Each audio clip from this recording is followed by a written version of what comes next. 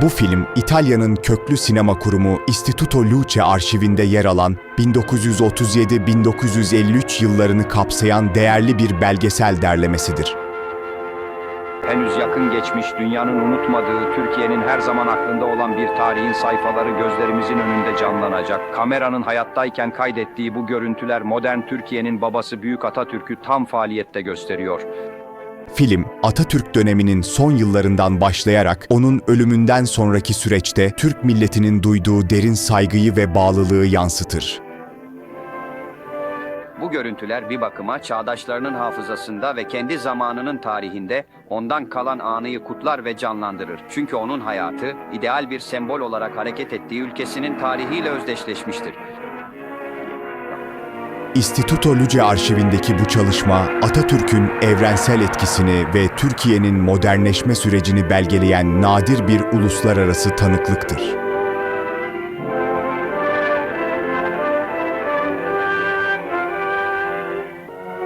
Vatanın bir başarıyı, bir ilerlemeyi, yeni bir fetihi kutladığı her fırsatta oradaydı. Karakterinin gücü ve dürüstlüğü, kişiliğinin çekiciliği, ona yaklaşan kalabalıkların ve bireylerin hemen sempati ve hayranlığını kazanıyordu.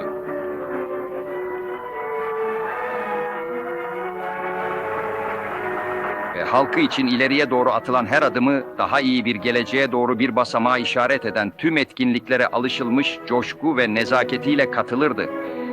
Askeri törenler veya kamu eserlerinin açılışları söz konusu olduğunda Kemal Atatürk oradaydı ve sonuna kadar orada oldu.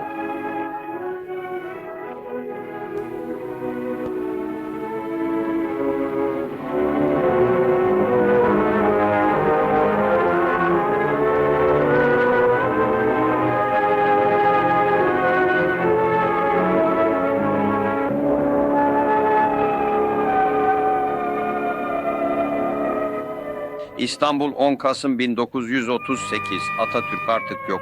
Gözleri ülkesinin ve vatandaşlarının iyiliğine adanmış bir yaşamdan sonra sonsuza dek kapandı.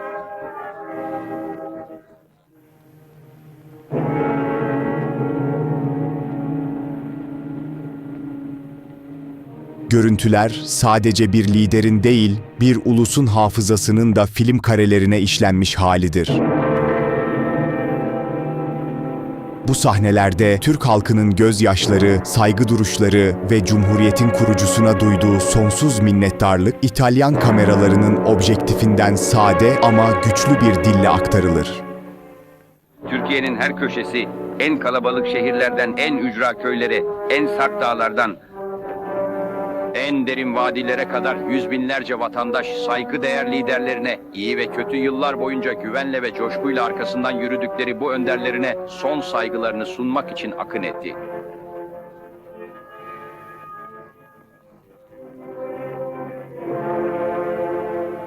Yaz her yerde, şehirlerde ve kırsalda, kalplerde ve gözlerde, herkesin zihninde. Ülkenin tamamını derin bir acı, bastırılmış duygular ve kaçınılmaz bir teslimiyetin gölgesi kapladı.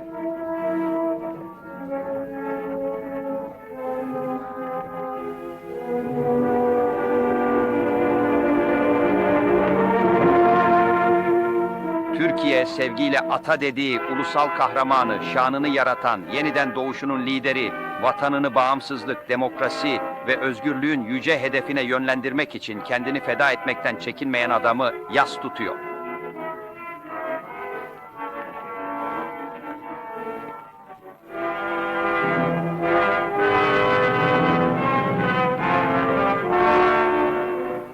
Büyük kaybın tabutunu ulusal bayrak örtüyor ve ulusun tüm gözyaşları son yolculuğunun ilk 2 aşamasında İstanbul'dan İzmir'e, İzmir'den Ankara'ya kadar ona eşlik ediyor.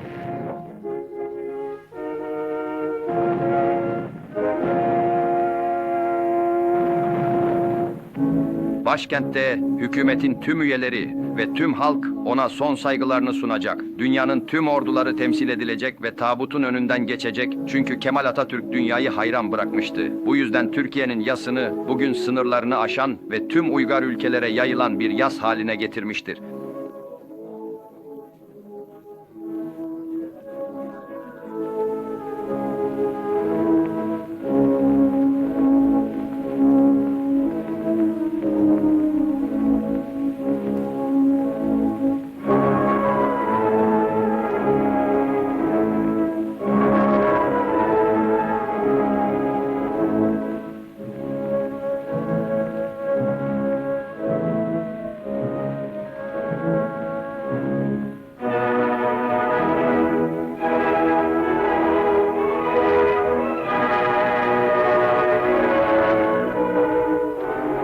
mezar yeri etnografya müzesinde düzenlendi. Atatürk'ün naaşı onun şanına yükseltilen büyük anıt mezarın ebedi istirahat için kabul edeceği güne kadar 15 yıl boyunca burada bekletilecek.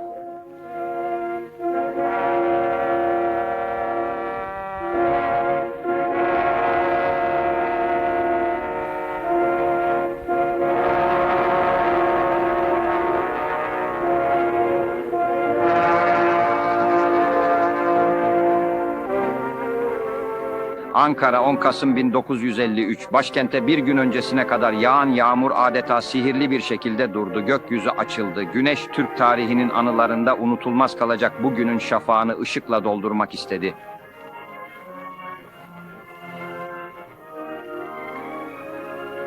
Bugün ulus sevilen liderine en yüce saygıyı, derin ve sınırsız bir minnettarlık ifadesini sunacak.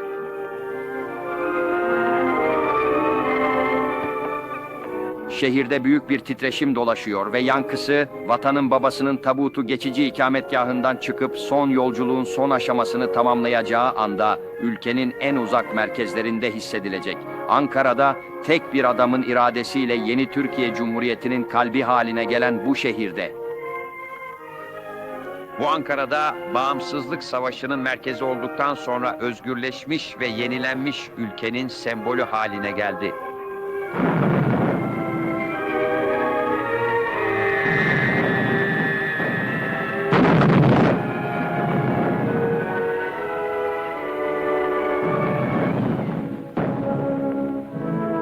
Belgeselin en etkileyici bölümlerinden biri 1953 yılında Atatürk'ün naaşının Anıtkabir'e nakli törenidir.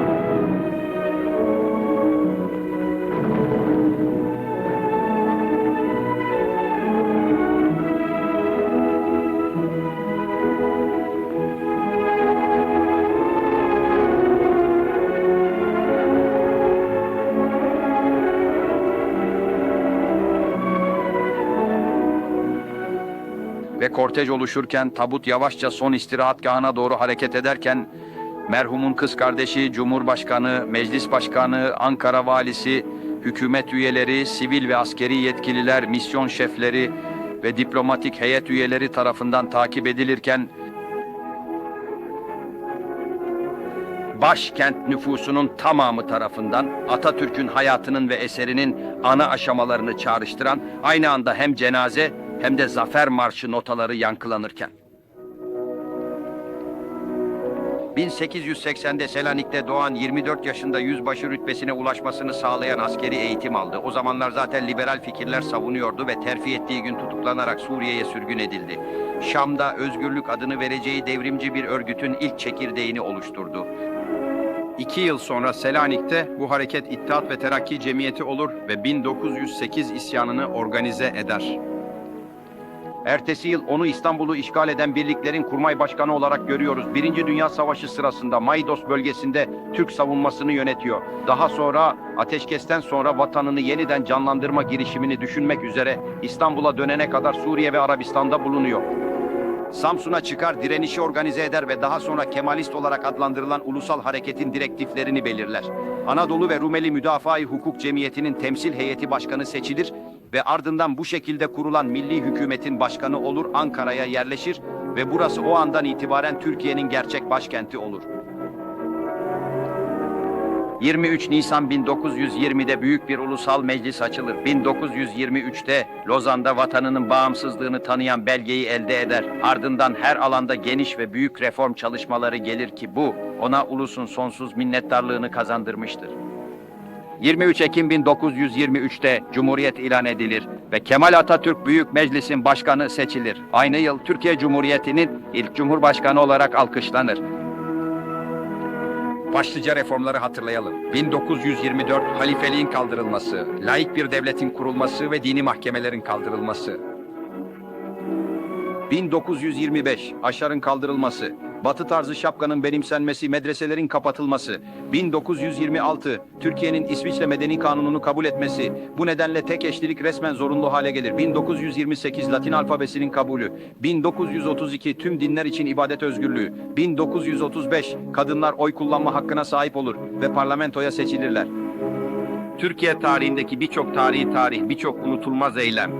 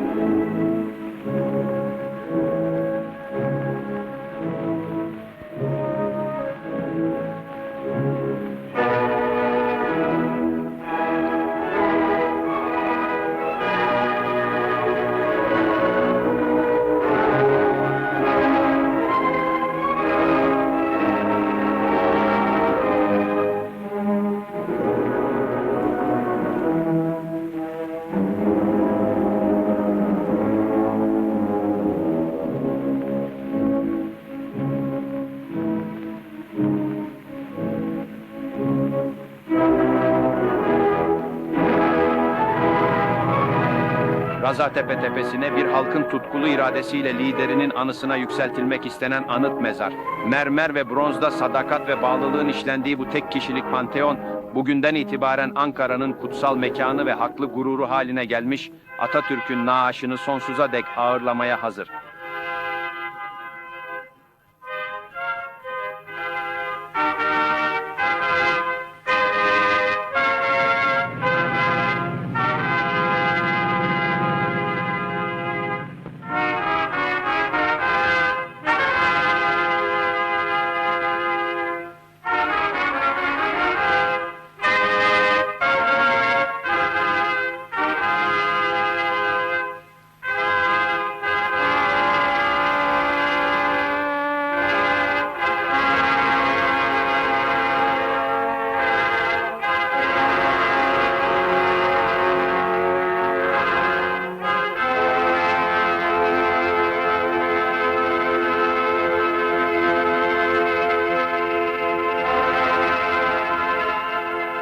Vatanın saygı duruşunu Cumhurbaşkanı'nın ağzından dinleyelim.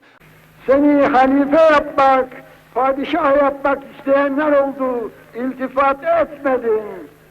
Milli irade yolunu seçtin. Hayatı ve şahsiyetini milletinin hizmetine vakfettin. Türk'ün gıpta ettiği, taziz ettiği, övdüğü ve övündüğü vasıflara maliktin. Bütün bu meziyetlerinde Türk'ün ta kendisiydin. Şimdi seni kurtardığın vatanın her köşesinden gönderilen mukaddes topraklara veriyoruz. Bil ki hakiki yerin daima inandığın ve bağlandığın Türk milletinin minnet dolu sinesidir. Nur içinde yap. Cenaze övgüsü, Cumhuriyet'in ilk Cumhurbaşkanı'nın anısını kalplerinde saklayacak olan herkesin duygularını ifade etti. Asla silinmeyecek bir anı. Çünkü bugün vatanın babası, milletin hayırseveri Kemal Atatürk ölümsüzlüğe girdi.